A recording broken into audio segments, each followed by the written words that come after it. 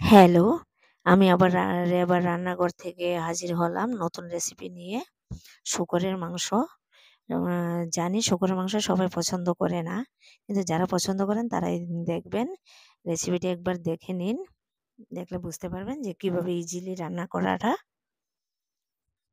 একদম দেখুন দেখতে কিরকম লাগছে।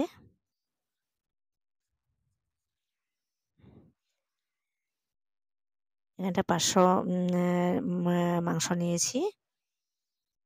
৫০০ মাংস আছে। আমি একদম ইজিলি রান্না করেছি।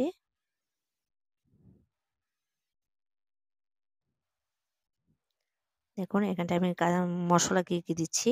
কাঁচা লঙ্কা নিয়েছি। ঝাল যার যতটুক পছন্দ অনুযায়ী দেবেন। শুকনা লঙ্কা নিয়েছি। এবার গোটা এলাচ আছে এখানে, এলাচ, দারচিনি, লবঙ্গ, গোলমরিচ। এবারে দিচ্ছি রসুন,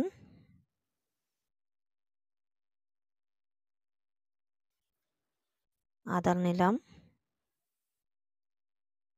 এবারে পেঁয়াজ নিয়েছি ২ টো।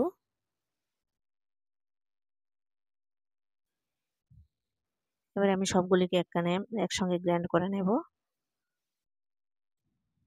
এবারে দেখুন আমি মাংসগুলি কি করেছি, প্রেসার কুকারে আমি সিটি দিয়েছি। একটু লবণ দিয়ে ৪ টা সিটি দিয়েছি। দিয়ে জলটা ঝরিয়ে ফেলে দিয়েছি। এতে জীবাণুগুলি চলে যাবে। এবারে আমি কড়াই বসিয়ে দিয়েছি। এখানটা তেল নিলাম। তেলটা আমি বেশি দেব না, কারণ মাংস থেকে তেল উঠবে। আমি অল্প করে তেল দিয়েছি। এবারে আমি যে মশলাটা এখানটা দিয়ে দিয়েছি।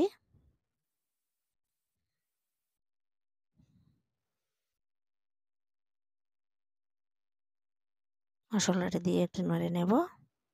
এবার বাকি যা মশলা দেওয়ার সবগুলি দিয়ে দেব আমি একসঙ্গে। এই যে লবণ নিয়েছি। এবারে এক করে সবগুলি মশলা দিয়ে দেবো এখানটায়। হলুদ দিয়ে দিলাম।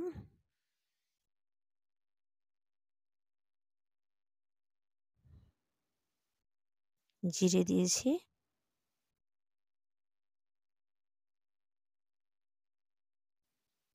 এবারে মশলাটাকে ভালো করে ভেজে নেব।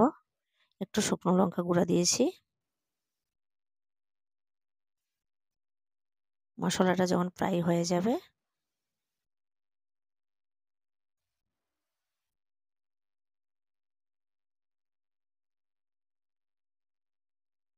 ফ্রাই হয়ে গেলে আমি মাংসটা দিয়ে দেব।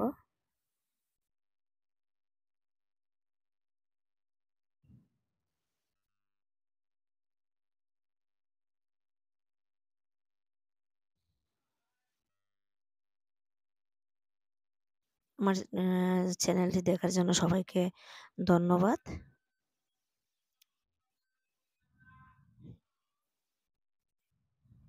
আর যারা নতুন বন্ধুরা আমার চ্যানেলটাকে সাবস্ক্রাইব করে দেবেন। এতে আর নিত্য নতুন রেসিপিগুলি আপনাদের এখানে সবার আগে পৌঁছে যাবে। এবার মাংসটাকে আমি দিয়ে দিলাম। দিয়ে ভালো করে মিক্স করে নেব। ভালো করে ভেজে নেব। কারণ মাংসটা কিন্তু আমার বয়েল হয়ে গেছে। প্রেসার কুকারে বয়েল করে নিয়েছি।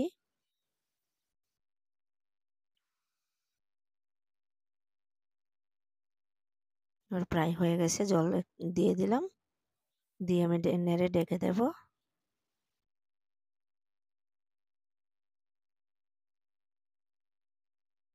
দেখুন নামিয়ে নিয়েছি।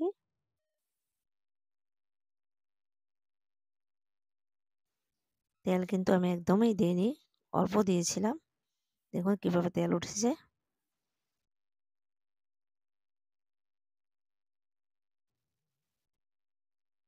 বয়েলও ভালো হয়ে গেছে। একদম ইজিলি। সবাইকে ধন্যবাদ আমার চ্যানেলটি দেখার জন্যে। কমেন্ট করে জানাবেন কিরকম লাগলো। Thank you.